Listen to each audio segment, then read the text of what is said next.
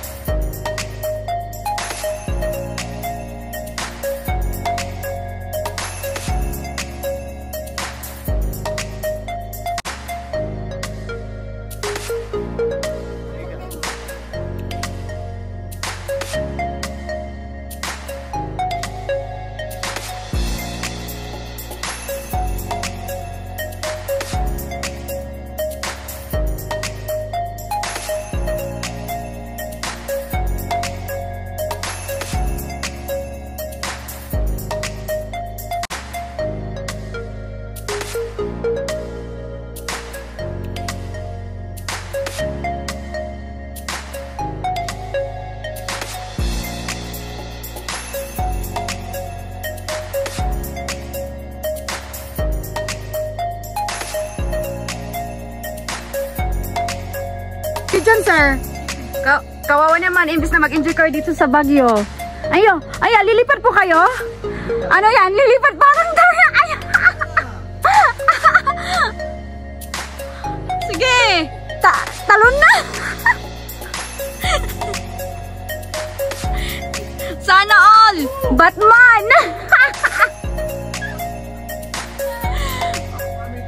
Ang tagal naman lumipad. Saan po kayo, sir? Sa Pampanga. Ay, Pampanga. Kailan po kayo dito sa Baguio? Ano pa tayo, nung 2 weeks na kami. Ay, 2 weeks. Pero taga Santas in taga Pampanga kayo? Oh, pero may bahay kami dito. Ay, may bahay kayo dito. Kala ko talagang taga Pampanga kayo, Pampanga kayo. Oh, pero doon kami laki. Pero dito kayo naka-reside? Hindi. Bakasyon ng mga bata eh. Ay, nagbakasyon kayo. So ibig sabihin nandun naka-reside kayo sa Pampanga. Pumunta lang kayo dito dahil meron kayong bahay. Ay, ganon.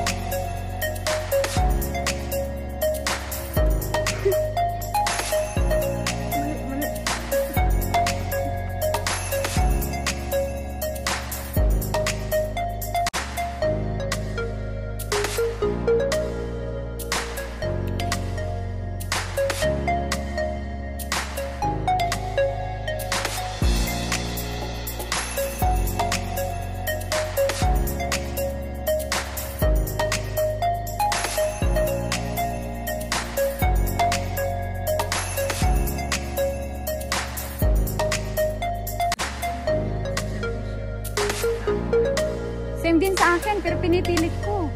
Noon.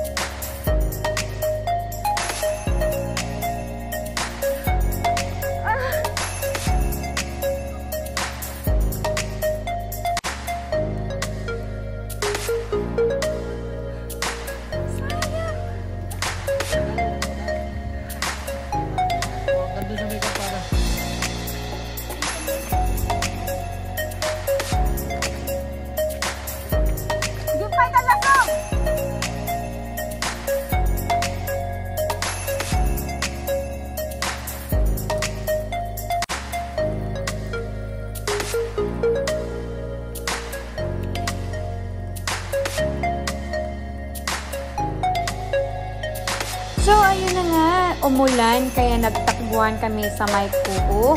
At syempre, hintayin po namin na tumila ang ulan.